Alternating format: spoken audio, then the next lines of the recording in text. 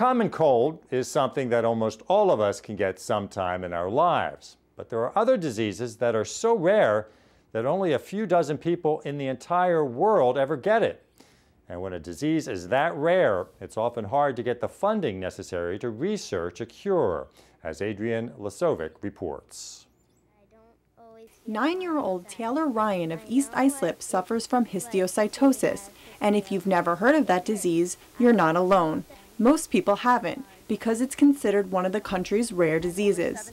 But Taylor's mom says that shouldn't mean it's ignored. It's so frustrating because there's not a lot out there, and just because the disease is rare doesn't mean that the people affected with it don't matter. But I think it's fair to say is a rare disease is a disease that's not on anybody's radar, and that research and advances in clinical care in those diseases are inhibited by a lack of interest. A rare disease is defined as one that affects fewer than 200,000 people in the United States, and a worldwide initiative is trying to bring greater awareness to these rare diseases so they get the research funding they deserve. Taylor's mother says she thinks if some political figure or celebrity suffered from a rare disease, things would be different.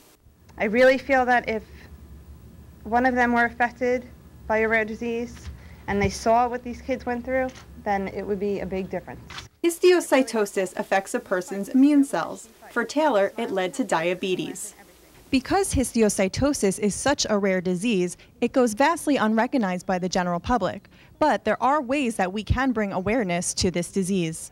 Just tell someone about it. That's, look it up. Google it. I mean, people are on the computer all the time. Google rare diseases and see what pops up. That's the best way to learn. The internet is a blessing but a curse at the same time, Any encouragement or anything that you would like to say to the kids that are going through the same thing that you are? Always smile. In New Hyde Park, Adrienne Lazovick, LI News Tonight.